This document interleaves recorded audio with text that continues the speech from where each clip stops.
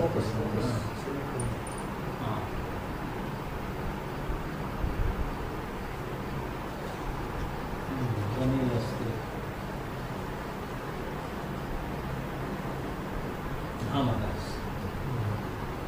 प्रारंभ करें।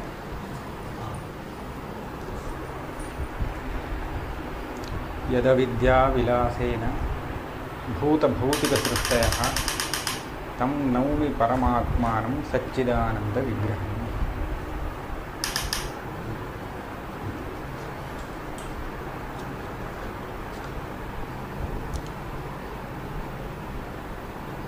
सच परमेश्वरः एकोऽपि सोपाधिभूत मायानिष्ठ सत्वरजस्तमो गुणभेदेन ब्रह्म विष्णु महेश्वरादि शब्दवाच्यतां भजते।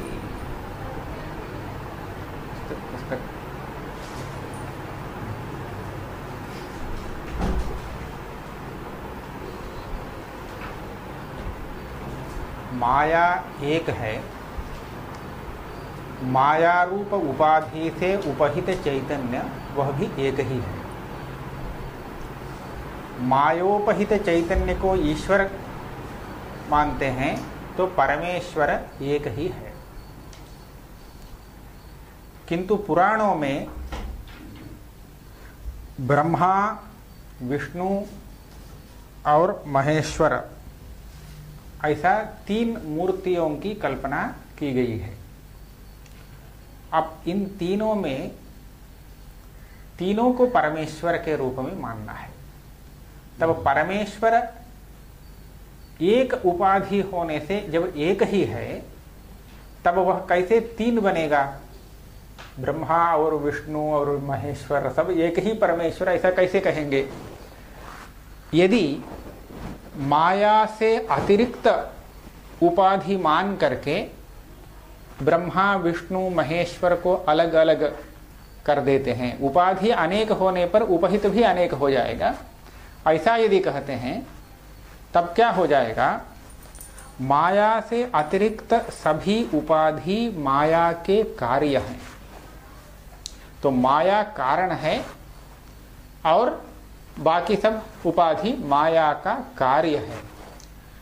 अब माया से अतिरिक्त उपाधि लगाते हैं तो वह कार्य उपाधि हो जाएगा। फिर कार्य उपाधि तो जीव का है, ईश्वर का, परमेश्वर का नहीं। कार्योपाधि ही अयं जीव।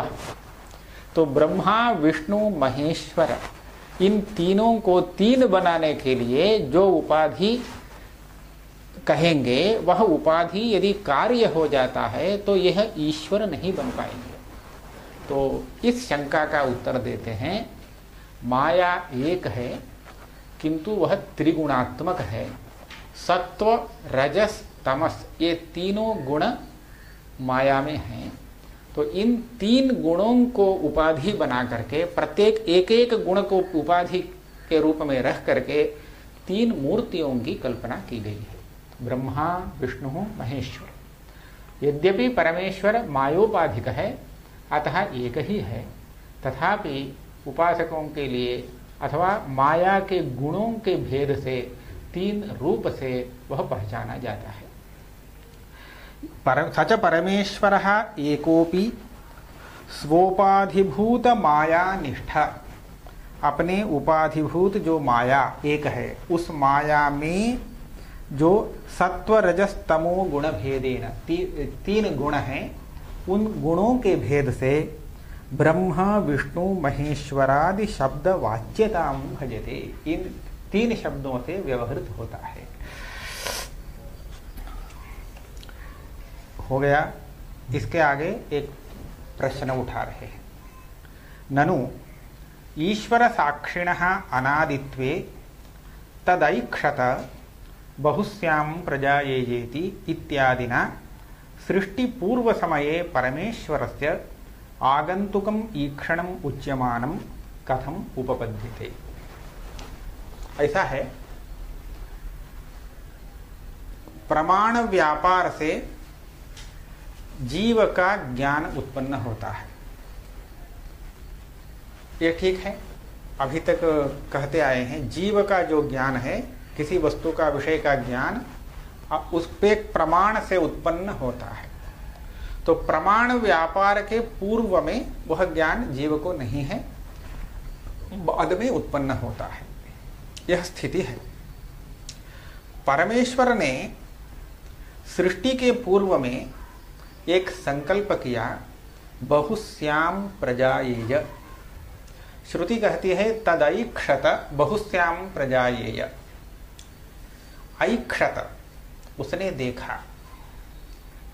कब देखा? सृष्टि के कुछ समय पूर्व। तो उसके पूर्व में नहीं, प्रलय काल में नहीं, जब सृष्टि होने को है तो उसके पूर्व में परमेश्वर का यह संकल्प उत्पन्न हुआ, मुझे सृष्टि करनी है। अहम बहुश्याम, मैं अभी एक हूं, बहुत हो जाऊं, ऐसा उसने संकल्प किया। इस श्रुति को देखने से ऐसा मालूम पड़ता है परमेश्वर का यह संकल्प अभी सृष्टि के कुछ समय पूर्व उत्पन्न हुआ और उसके पूर्व में नहीं था, ऐसा ही प्रतीत होता है। तो यहां यह प्रश्न होगा, जैसे जीव को ज्ञान, संकल्प इत्यादि प्रमाण व्यापार से उत्पन्न होता है, वैसे परमेश्वर के लिए तो कोई इंद्रिय प्रमाण नहीं है। तो उसका जो ज्ञान है वह तो ईश्वर साक्षी ज्ञान ही है। फिर साक्षी ज्ञान अनादि है, अनादि नित्य है, वह कभी उत्पन्न नहीं होता, वह आगंतुक नहीं। आगंतुक माने अभी आया हुआ, तो उसके पूर्व में नहीं था, बाद में जो आया उसको हम आगंतुक कहेंगे। श्रुति को देखने पर ऐसा लगता है परमेश्वर को ऐसा ज्ञान अथवा संकल्प सृष्टि के पूर्व काल में हुआ, उसके पूर्व में नहीं था, ऐसा मालूम पड़ रहा है। इसका उपादन आप कैसे कहेंगे, कैसे करेंगे? क्योंकि परमेश्वर के पास एक ही ज्ञान है, साक्षी रूप ज्ञान। प्रमाणजन्य ज्ञान तो है नहीं। प्रमाणजन्य ज्ञान, उसके पास प्रमाण ही नहीं है। परमेश्वर की जैसी कल्पना की गई है, मायोपाधिक चैतन्य परमेश्वर तो सर्वत्र व्याप्त है वह, उसका स्वरूप, लेकिन उसके लिए कोई चक्षुर इंद्रिय ऐसा कुछ नहीं, प्रमाण नहीं है। ये सब तो अब आगे उत्पन्न होने वाले हैं। उसके पास तो एक ही ज्ञान है, साक्ष्यात्मक ज्ञान, स्वरूप चैतन्य रूप ज्ञान। तो उससे वह तो आगंतुक नहीं है। तो इस श्रुति की उपपत्ति कैसे होगी, यह प्रश्न कर रहे हैं। ननु ईश्वर साक्षिणः अनादित्वे, ईश्वर साक्षी ही ईश्वर का ज्ञान है और वह ज्ञान अनादि है। इस स्थिति में तदैक्षत बहुश्याम प्रजायेय इति इत्यादिना सृष्टि पूर्व समये परमेश्वरस्य आगंतुकम ईक्षणम उच्यमानम कथम उपपद्यते, कैसे उपपन्न होगा? उत्तर देते हैं, उच्यते यथा विषयेन्द्रिय सन्निकर्षादि कारणवशेन जीवोपाध्यन्तःकरणस्य वृत्तिभेदाः जायन्ते, तथा सृज्यमान प्राणिकर्मवशेन परमेश्वरोपाधिभूत मायायाः वृत्तिविशेषाः इदमिदानीं स्रष्टव्यम्, इदमिदानीं पालयितव्यम्, इदमिदानीं संहर्तव्यम् इत्याकाराः जायन्ते। उत्तर दे दिया, जीव के उपाधि अंतःकरण में जैसे प्रमाण व्यापार माने विषयेन्द्रिय सन्निकर्षादि कारण से वृत्ति रूप ज्ञान उत्पन्न होता है, उसी तरह ईश्वर के उपाधि जो माया है, उस माया में भी वृत्ति उत्पन्न होती है। इतना ही भेद है। जीव का अंतःकरण वृत्ति रूप ज्ञान है, ईश्वर का ज्ञान माया वृत्ति रूप है। जीव का अंतःकरण वृत्ति रूप ज्ञान प्रमाण व्यापार से उत्पन्न हुआ, तो ईश्वर का माया वृत्ति रूप ज्ञान किस व्यापार से उत्पन्न हुआ? इस प्रश्न का उत्तर देते हैं, सृज्यमान प्राणि कर्म वशेन। सृष्टव्य जो जीव हैं, प्राणी, उनके जो पूर्व कर्म है, वही कर्म उनके अग्रिम जन्म का निमित्त है। तो वही कर्म अग्रिम जन्म के लिए जो जो कारण अपेक्षित हैं सभी कारणों के प्रति कारण बन जाता है, अर्थात कारण सामग्री को वह एकत्रित कर देता है। तो इस सृष्टि के प्रति कर्ता का जो ईक्षण है, संकल्प, वो भी एक कारण बनता है।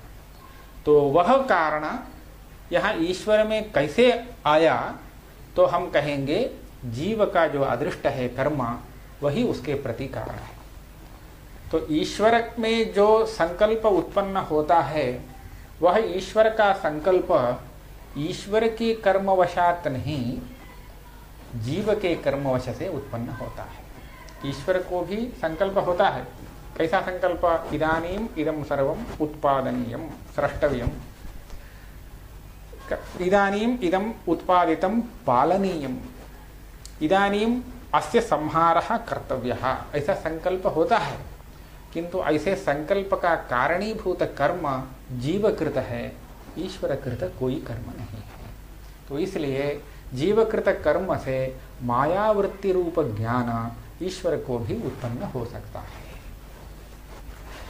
तासांच वृत्तीनां सादित्वात् तत्प्रतिबिंबितं चैतन्यमपि सादीति उच्यते। अब वृत्ति ज्ञान उत्पन्न हो गया तो वृत्ति में प्रतिबिंबित चैतन्य भी सादी हो जाएगा। तो इस तरह जैसे जीव में प्रक्रिया है जीव के विषय में, तो उसी प्रकार ईश्वर के विषय में भी प्रक्रिया बन जाएगी।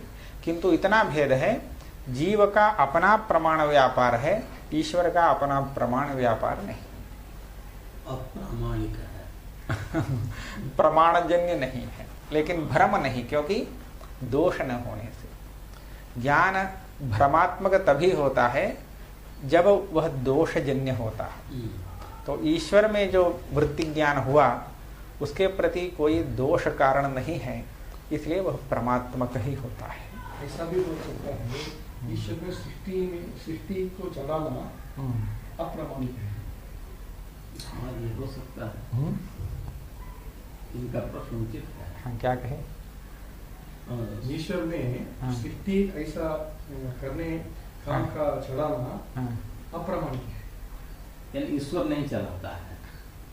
वैसे ईश्वर ने ऐसा कहा है भगवत गीता में। भगवत गीता में साक्षात भगवान कहते हैं, तस्य कर्तारमपि माम विद्धि अकर्तारम अव्ययम्। हाँ, क्या उसका अकर्ता का? ऐसा है, चातुर्वर्ण्यम मया सृष्टम गुणकर्म विभागशः तस्य कर्तारमपि माम विद्धि अकर्तारम। यह जगत जो है, इसके सृष्टि के लिए एक कारण की, जगत कर्ता की अपेक्षा है। वह जगत कर्ता ईश्वर से अन्य कोई हो ही नहीं सकता। तो इसलिए आप जगत कर्ता का जब अन्वेषण करते हैं, तब जगत कर्ता के रूप में आप ईश्वर को सिद्ध करते हैं। नैयायिक वह कर्तृत्व को ही, माने कार्यत्वात् इस हेतु से, क्षित्यादिकम सकर्तृकम कार्यत्वात् इस अनुमान से कर्ता के रूप में, जगत कर्ता के रूप में ईश्वर को अनुमान से सिद्ध करता है।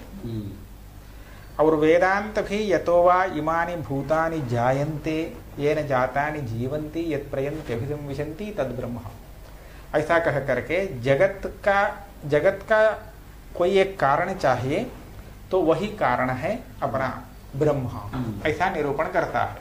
जन्माद्यस्य यतः ये सब लक्षण है। किंतु हमें जानना क्या है? विधि, हमें जानने का विषय क्या है? जगत कारणत्व को जानने की अपेक्षा नहीं है। जो जगत कारण है उस स्वरूप को देखना है। विधि को बाद में लगाना है। हम पहले लगाते हैं। तो जगत कारण के रूप में जो सिद्ध हुआ, उसको आप ऐसा समझें, वह वास्तव में अकर्ता अभोक्ता ऐसा है। तो इसको वेदांती ऐसा कहते हैं, सगुण के रूप में जो देखा जा रहा है वही वस्तु अशब्दम अस्पर्शम अरूपम अव्ययम तथा अरसम इस तरह का।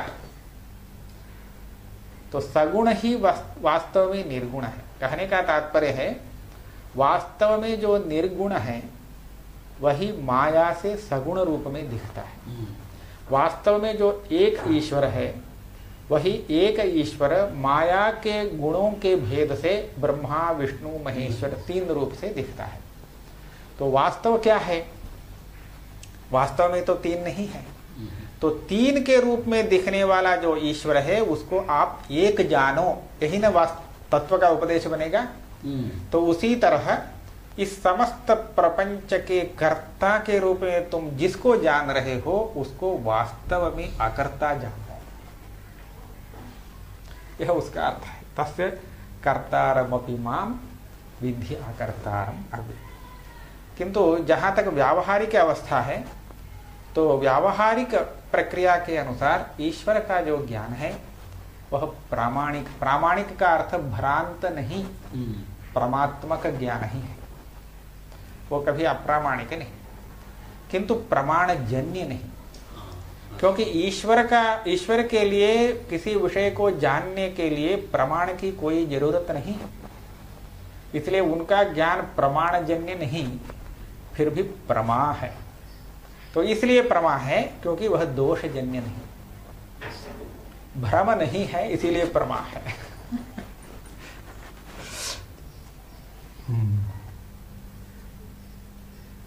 अच्छा, तासांच वृत्तीनां साधित्वात् तत्प्रतिबिंबित चैतन्यमपि साधीति उच्यते। अब ये जीव प्राणी कर्म वशात यहाँ वृत्तियां उत्पन्न हो जाती हैं, सृष्टव्यम पालयितव्यम इत्यादि, तब उस वृत्ति में चैतन्य का प्रतिबिंब पड़ता है, तो वही ईश्वर का ज्ञान है, आगंतुक ज्ञान। यह ज्ञान हुआ आगंतुक ज्ञान, नित्य ज्ञान तो है ही। एवं साक्षी द्वैविध्येन प्रत्यक्ष ज्ञान द्वैविध्यम निरूपितम। ऐसा अभी साक्षी द्विविध बना, जीव साक्षी और ईश्वर साक्षी। तो यह प्रत्यक्ष ज्ञान का 2 भेद है। इसके पूर्व में और भी निरूपण हो गया है। प्रत्यक्षत्वंच ज्ञेयगतम ज्ञप्तिगतंच निरूपितम। ज्ञेय मने विषय, ज्ञप्ति मने ज्ञान। यहाँ प्रारंभ में विषयगत प्रत्यक्षत्व, ज्ञानगत प्रत्यक्षत्व, ऐसा 2 प्रत्यक्षत्व का निरूपण किया गया। अब तत्र ज्ञप्तिगत प्रत्यक्षत्वस्य सामान्य लक्षणम चित्तम एव। अभी तक इसके पूर्व में नहीं कहा गया यह विषय यहाँ बता रहे हैं। अब आप एक ज्ञान को लेंगे तो उस ज्ञान में क्या क्या भाषित हो रहा है इसका आप थोड़ा विवेचन करेंगे। उस विवेचन के समय आपको विषय के अनुसार उस ज्ञान में परोक्षता अपरोक्षता मानना पड़ेगा। एक ही ज्ञान है, लेकिन वह ज्ञान इस अंश में प्रत्यक्ष है, इस अंश में परोक्ष है, ऐसा कहना पड़ेगा। उदाहरण देखिए, आप पर्वत को देख रहे हैं, उसमें से धूम निकल रहा है, यह भी आपके दृष्टि में पड़ रहा है, तो आप अनुमान लगा रहे हैं इस पर्वत में अग्नि है। क्या ज्ञान हुआ? इस पर्वत में अग्नि है, यह एक ज्ञान है। पर्वतः अग्निमान, ऐसा एक ज्ञान हुआ। तो इस ज्ञान में विषय क्या क्या है? पर्वत है कि नहीं है, अग्नि वो भी है, पर्वत और अग्नि का जो संबंध है वो भी है। यह ज्ञान, इस ज्ञान के 3 विषय हैं। संबंध और भी विषय है, फिर ये 3 ही रख रहे हैं। आप यह बताइए, यह ज्ञान परोक्ष ज्ञान है अथवा प्रत्यक्ष ज्ञान है? पर्वत तो प्रत्यक्ष दिख रहा है। पर्वत तो प्रत्यक्ष दिख रहा है।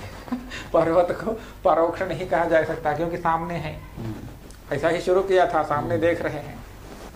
तो पर्वत विषय में यद्यपि यह अनुमित्यात्मक एक ज्ञान है, किंतु यह ज्ञान पर्वत विषय में अनुमिति नहीं।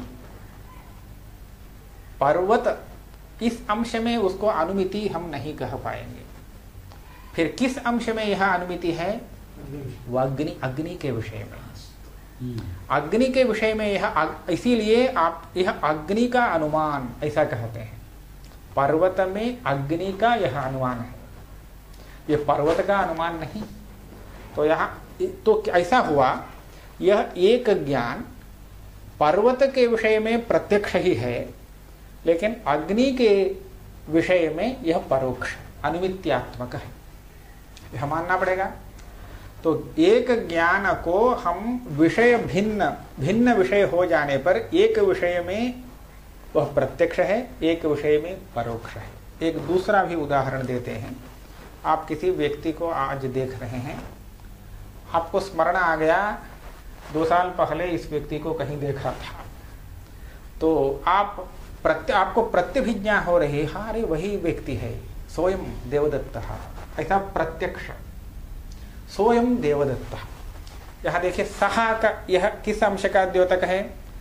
2 साल पहले जिस देश में काल में आपने देखा था उसका स्मरणात्मक है यह। अयम तो यह सामने है, तो सह अयम वही यह है देवदत्त, ऐसा जो एक ज्ञान हुआ, ये इस ज्ञान को आप अयम सामने विद्यमान वस्तु के विषय में तो प्रत्यक्ष मान सकते हैं, लेकिन अतीत के विषय में प्रत्यक्ष नहीं मान सकते। 2 साल पहले दूसरे स्थान पर आपने देखा था, ये जो आप वो तो उस अंश में तो स्मरणात्मक है, परोक्ष है। तो एक ज्ञान एक विषय में प्रत्यक्ष और दूसरे विषय में परोक्ष ऐसा हो सकता है। अब पर्वत में वह्नि का जो अनुमान आपने लगाया, यह अनुमान अनुमित्यात्मक ज्ञान वह्नि के विषय में परोक्ष है और अपने विषय में स्वतः वह प्रत्यक्ष है। वह कैसे है देखिए, जब आपको अनुमिति होती है तो आपको मुझे यह अनुमिति हुई है इसको जानने के लिए कोई प्रयत्न करना पड़ता है क्या? नहीं। आप अग्नि का अनुमान कर रहे हैं, इसके लिए किसी हेतु की अपेक्षा नहीं है। ये तो दिख रहा है, मैं अनुमान कर रहा हूं, मुझे यह अनुमान हुआ है, ये तो प्रत्यक्ष हो रहा है। तो क्या हुआ, वही ज्ञान अपने अंश में प्रत्यक्षात्मक है। हाँ, व्यक्ति स्वयं के विषय में। जब आप किसी वस्तु का स्मरण कर रहे हैं तो आपको यह भी भान हो रहा है मैं अभी स्मरण कर रहा हूं। वह जो स्मृत्यात्मक ज्ञान है वह अपने आप में प्रत्यक्ष है, और उसके विषय जो है, विषय के लिए वह स्मृति है। समझ में आ रहा है? जो स्मृत्यात्मक हो, परोक्ष अनुमित्यात्मक हो, शब्दबोधात्मक हो, कोई भी ज्ञान, अपरोक्ष परोक्ष कोई भी ज्ञान हो, वह सभी ज्ञान अपने विषय के अंश में कभी प्रत्यक्ष, कहीं स्मृति, कहीं परोक्ष, ऐसा भिन्न हो सकते हैं, किंतु अपने अंश में कभी भी प्रत्यक्ष से अन्य होते नहीं। तो विद्यमान है वह ज्ञान तो अवश्य ही वह अपरोक्ष अनुभव का विषय हो जाता है। तो इसलिए हम ऐसा कहेंगे, व्यक्तिगत प्रत्यक्षत्व का विषय से संबंध न रख करके यदि हम व्यक्तिगत ज्ञान का लक्षण क्या है ऐसा पूछेंगे तो हम कह देंगे चित्वमेव। चित्वमेव, चित्वम जहां है वह प्रत्यक्ष हो जाएगा। चैतन्य, चित्व उसको कहते हैं। चैतन्य रूप में जो है वह अवश्य प्रत्यक्ष है। चैतन्य रूप में जो है वह अपने विषय के अंश में परोक्ष भी हो सकता है किसी विषय के लिए। जैसे अनुमित्यात्मक वृत्ति ज्ञान ऐसा कहेंगे तो वहां चैतन्य है, वह चैतन्य अपने आप में अवश्य ही प्रत्यक्ष है, किंतु अपने विषय को जब देखते हैं तो विषयांश में, अनेक विषयों में एक विषय के अंश में वह प्रत्यक्ष है, दूसरे विषय के अंश में वह परोक्ष भी हो जाता है। तो ऐसा कहते हैं व्यक्तिगत प्रत्यक्षत्वस्य सामान्य लक्षणम चित्वमेव। सामान्य लक्षण इसलिए कह रहे हैं क्योंकि विषय को जब उसमें लगाते हैं तो वह विशेष बन जाता है। विषय को अगर हम हटा देते हैं तो केवल व्यक्तिगत का लक्षण कहेंगे तो चित्त इतना ही हो जाएगा। इसीलिए सत्यम ज्ञानम अनंतम ब्रह्म ऐसा कहा गया है, ज्ञानात्मक ब्रह्म को कहा गया है। इसी ब्रह्म का बृहदारण्य के उपनिषद में ऐसा वर्णन है, यत साक्षात अपरोक्षात ब्रह्म, वो पहले ही आ गया था। वह जो है ज्ञानात्मक ब्रह्म अपरोक्ष ज्ञानात्मक है, परोक्ष ज्ञानात्मक नहीं। ब्रह्म जब ज्ञानात्मक है तो वह ज्ञान परोक्ष ज्ञानात्मक है अथवा अपरोक्ष ज्ञानात्मक है, ऐसा कोई प्रश्न उठा सकता है? तो उत्तर देना पड़ेगा वह अपरोक्ष ज्ञानात्मक है। अच्छा, ब्रह्म अपरोक्ष ज्ञानात्मक है, अपना जीव का जो ज्ञान है वो नाना प्रकार का ज्ञान है, वह ज्ञान सब परोक्षात्मक है अथवा अपरोक्षात्मक है? आप निसंकोच कह सकते हैं जिसको जो ज्ञान हुआ वह सब अपरोक्ष ही है, यदि विषय विशेष को उसमें नहीं लगाते। विषय विशेष को लेकर के हम देखते हैं तो वह नाना प्रकार का हो जाता है, किसी विषय में परोक्ष, किसी विषय में अपरोक्ष। और विषय से अलग करके उसके स्वरूप में देखें तो सभी ज्ञान अपरोक्ष ही है। इसीलिए सामान्य लक्षण कह दिया, सामान्य लक्षणम चित्तमेव, व्यक्तिगत प्रत्यक्षत्वस्य सामान्य लक्षणम चित्तमेव, कुछ भी उसमें लगाने की अपेक्षा नहीं। पर्वतो वह्निमान इत्यादावपि वह्न्याद्याकार वृत्त्युपहित चैतन्यस्य स्वात्मांशे स्वप्रकाशतया प्रत्यक्षत्वा। पर्वतो वह्निमान, यह परोक्ष ज्ञान है, किंतु स्वयं परोक्ष नहीं, वह्नि अंश में परोक्ष है और अपने अंश में प्रत्यक्ष ही है, अपरोक्ष ही है, क्योंकि वह स्वप्रकाश है। स्वप्रकाशतया प्रत्यक्षत्वात् तत्तद विषयांशे प्रत्यक्षत्वं तु पूर्वोक्तमेव। तो प्रश्न करे होगा, आपने पहले दूसरा कहा था विषयावच्छिन्न चैतन्य अभिन्नत्वम, वह विषयांशे प्रत्यक्षत्वम। आप उस पंक्ति को देखिए, घटांशे प्रत्यक्षत्वम, ऐसा घटांशे एक सप्तम व्यंत उसमें लगाया है। घटावच्छिन्न चैतन्य, घटाकार वृत्ति अवच्छिन्न चैतन्य, दोनों का अभिन्न हो जाना, यही उस ज्ञान का घटांशे प्रत्यक्षत्व। जिस विषय चैतन्य के साथ वह अभिन्न हो जाता है, उस विषय अंशे वह प्रत्यक्ष बनता है, यह उसका अर्थ है। स्वरूपतः सभी ज्ञान प्रत्यक्ष है। अब प्रश्न होगा, आपने जो प्रत्यक्ष का लक्षण कहा, इस लक्षण का हम भ्रमात्मक प्रत्यक्ष में अतिव्याप्ति कहेंगे। भ्रमात्मक प्रत्यक्ष, प्रत्यक्ष भ्रमात्मक भी है, भ्रमात्मक भी है, दोनों प्रत्यक्ष है। किंतु आप अभी जो प्रत्यक्ष लक्षण कह रहे हैं वह भ्रमात्मक प्रत्यक्ष का नहीं। ऐसा किसने कहा? हमने तो प्रत्यक्ष सामान्य का लक्षण कहा है, तो ऐसा आप नहीं कह सकते, क्योंकि प्रमा का लक्षण आपने शुरू किया है। प्रारंभ में प्रमाणम का निरूपण करते समय प्रमाकरणम प्रमाणम, यही ना प्रारंभ किया था। उसके बाद प्रमाण लक्षण घटक प्रमा का लक्षण शुरू किया, अनधिगत अबाधितार्थ विषयक ज्ञानत्वम। तो उपक्रम कैसा है? प्रमा का स्वरूप, परमात्मक ज्ञान जो है उसका स्वरूप ही यहाँ आपने निरूपण करना शुरू किया है। तो इस अवस्था में आप लक्षण प्रत्यक्ष सामान्य का नहीं कर सकते। जो लक्षण कहा वह परमात्मक ज्ञान का, प्रत्यक्ष का लक्षण है, ऐसा कहना पड़ेगा। लेकिन यह लक्षण भ्रमात्मक जो इदम रजतम इत्यादि प्रत्यक्ष है उसमें भी आ जाता है, इसलिए अतिव्याप्ति दोष है, ऐसा आक्षेप किया। तो उसका उत्तर देते हैं, तस्य च भ्रांति रूप प्रत्यक्षे न अतिव्याप्ति।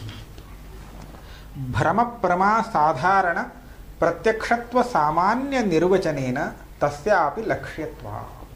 ग्रंथकार उत्तर देते हैं, हमने जो लक्षण अभी बताया है इस लक्षण का लक्ष्य भ्रम प्रमा साधारण प्रत्यक्ष सामान्य है।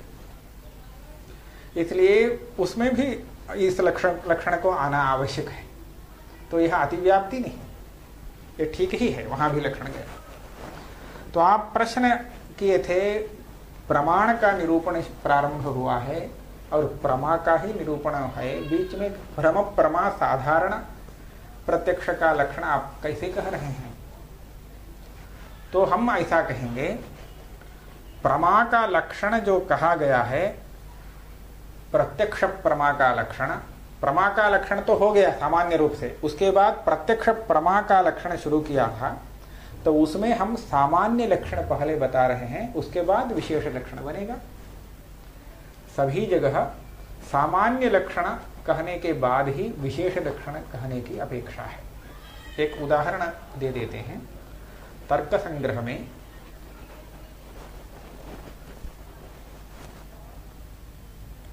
सप्त पदार्था ऐसा विभाग किया गया। द्रव्य, गुण, कर्म, सामान्य, विशेष, समवाय, अभाव, ये 7 पदार्थ हैं, ऐसा लिखा है। उसके बाद द्रव्य का विभाग करते हैं। तत्र द्रव्याणि पृथ्वी, अप, तेजो, वायु, आकाश, काल, दिक्, आत्म, मनांसि, नमः। ऐसा जब विभाग कर रहे हैं, द्रव्य कितनी प्रकार के होते हैं, ऐसा जब जिज्ञासा होती है तभी ना विभाग करेंगे। जिसको द्रव्य के बारे में कुछ पता ही नहीं है, उसको द्रव्य के प्रकार के बारे में जिज्ञासा हो सकती है क्या? नहीं। द्रव्य माने क्या, यही मालूम नहीं है, तो द्रव्य कितने प्रकार के होते हैं, ऐसा जिज्ञासा संभव नहीं। तो इसलिए सामान्य लक्षण का ज्ञान आवश्यक है। द्रव्य सामान्य का लक्षण, सामान्यता इसीलिए वह कहते हैं गुणवत्वम, द्रव्यत्व जातिमत्वम व द्रव्य सामान्य लक्षण। तो द्रव्यत्व जाति तो सभी द्रव्यों में है, तो सामान्य रूप से उस द्रव्य का लक्षण जो जान लिया, तो उसके बाद विशेष जिज्ञासा होती है, तब जाकर के विभाग करते हैं पृथ्वी, जल इत्यादि रूप से। तो उसी तरह प्रत्यक्ष सामान्य का लक्षण जब पता चलेगा, तभी जाकर के भ्रमात्मक प्रत्यक्ष का क्या लक्षण है, भ्रमात्मक प्रत्यक्ष का क्या लक्षण है, ऐसा विशेष जिज्ञासा हो सकती है। तो इसलिए यद्यपि परमात्मक प्रत्यक्ष का ही लक्षण कहना चाहिए, प्रकृत वही है, तथापि उसके पूर्व में सामान्य लक्षण की अपेक्षा है, तो हम इसको सामान्य, प्रत्यक्ष सामान्य के लक्षण के रूप में रख रहे हैं। यदि आपको प्रत्यक्ष प्रमा का लक्षण चाहिए तो आगे कहेंगे, यदा तो प्रत्यक्ष प्रमाया एव लक्षणं वक्तव्यं तदा पूर्वोक्त लक्षणे अबाधितत्वं विषय विशेषणं ज्ञेयम्। सुगम है। तो विषयावच्छिन्न चैतन्य ऐसा है ना, केवल विषयावच्छिन्न नहीं, अबाधित विषयावच्छिन्न चैतन्य, ऐसा लगा देंगे। वह लक्षण तो वही है, तो विषय में एक अबाधित लक्षण विशेषण जोड़ देंगे, तो वह प्रत्यक्ष प्रमा का लक्षण बन जाता है। शुक्ति रूप्यादि भ्रमस्य संसार कालिक बाध विषय प्रातिभासिक रजतादि विषयकत्वेन उक्त लक्षणाभावात न अतिव्याप्ति ही। जब आप अबाधित ऐसा विषय का विशेषण दे देते हैं, तब भ्रमात्मक ज्ञान में अतिव्याप्ति नहीं हो रही है। कैसे?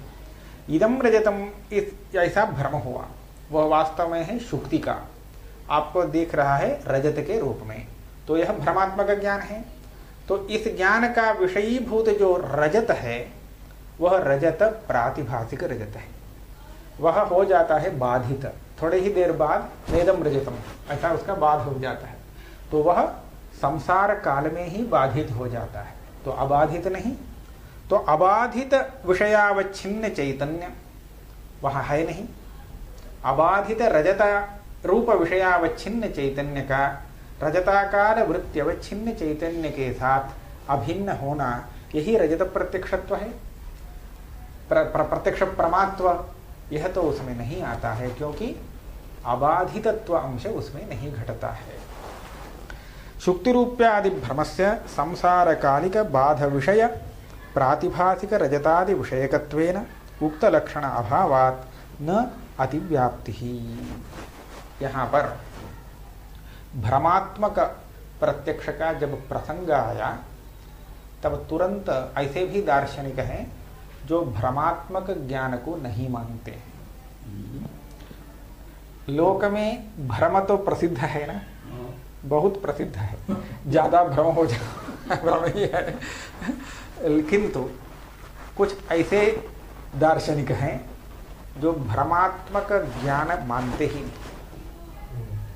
तो आप उनसे पूछेंगे, वो देखिए वहां रस्सी पड़ी है, वो सांप समझ करके डर रहा है, तो वो भ्रांत है कि नहीं? तो उसको क्या भ्रम हुआ है? सर्प भ्रम हुआ है, सर्प भ्रम हुआ है। अब ये भ्रम है कि नहीं, इसको आप प्रमा कैसे कहेंगे? यदि भ्रम नहीं मानते तो अमुक व्यक्ति को, बोधों का है क्या? अब बोधों का नहीं, प्राभाकरों का। अरे वाह। हाँ। तो वो कहता है ऐसा नहीं, वहां पर उसको एक ज्ञान नहीं, दो ज्ञान हुए हैं। अच्छा।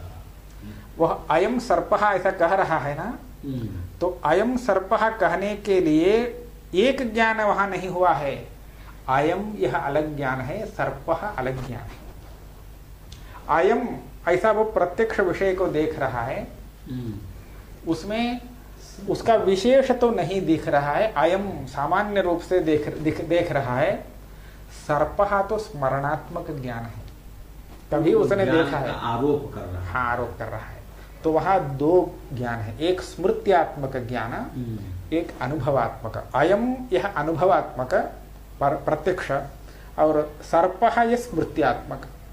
यह इन दो ज्ञानों का जो भेद है वह इसको पता नहीं है, यह भेद को नहीं जान रहा है। यह प्रत्यक्ष है, वह स्मृति है, यह नहीं जान रहा है। और सामने पड़ा जो वस्तु है वह सर्प नहीं है, यह भी भेद नहीं है। सामने पड़ा वस्तु का उस आरोप के साथ जो भेद है वो भी नहीं जान रहा है। तो है क्या? है, ये तो वस्तु वास्तव में तो रज्जु है, रस्सी है, तो नहीं हो रहा है। नहीं हो रहा है।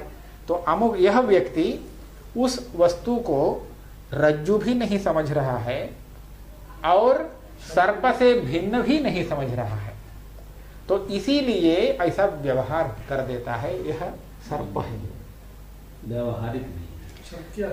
हाँ, प्रभाकर, इसका आख्यातिवाद, अख्याति ऐसा कहते हैं। अख्याति, जहां जहां आप भ्रम कहेंगे तहां उस भ्रम को तोड़ देंगे। एक भ्रम नहीं, उसको दो तीन टुकड़ा कर देंगे और प्रत्येक का अलग अलग विषय बना देंगे। भेद ग्रह नहीं है, इसीलिए ऐसा व्यवहार हुआ कहेंगे। तो इस तरह वहां भ्रम स्थल में जो प्रत्येक ज्ञान है वह सभी यथार्थ है। स्मरणात्मक ज्ञान यथार्थ है, अयम ये भी यथार्थ ही है। एक तरह से जैनियों का कुछ आ गया। तो इस तरह वह भ्रम का अपलाप कर देते हैं। ख्याति का मतलब दोष नहीं, यहाँ पर ख्याति शब्द का वास्तव में ज्ञान अर्थ है, किंतु आत्मख्याति, अन्यथा ख्याति इत्यादि स्थल में वो ख्याति भ्रमात्मक ज्ञान का परिचायक है यह शब्द। तो अख्याति यह शब्द भ्रमात्मक ज्ञान के अभाव को कहने के लिए प्रयुक्त हो रहा है, वो अख्यातिवाद है। तो इस तरह अख्यातिवादी प्रश्न करेगा, अरे भ्रम ही है नहीं, भ्रम क्या चीज है, भ्रमात्मक कोई प्रत्यक्ष है ही नहीं है। तो हाँ, उसमें अतिव्याप्ति का वारण करने के लिए आप क्या परिश्रम कर रहे हैं? तो यह प्रश्न करेगा। तो सिद्धांती बताएगा ऐसा नहीं, अवश्य भ्रम को मानना पड़ेगा। यदि भ्रम नहीं मानते तो प्रवृत्ति संभव नहीं। ऐसा देखिए, प्रवृत्ति अथवा निवृत्ति के लिए कैसा ज्ञान होना चाहिए?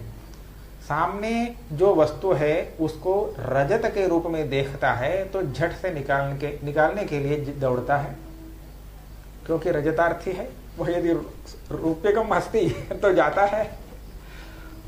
ऐसा उसकी जो प्रवृत्ति है, ऐसी प्रवृत्ति, तो प्रवृत्ति होने के लिए सामने वाले वस्तु को रजत के रूप में देखना आवश्यक है।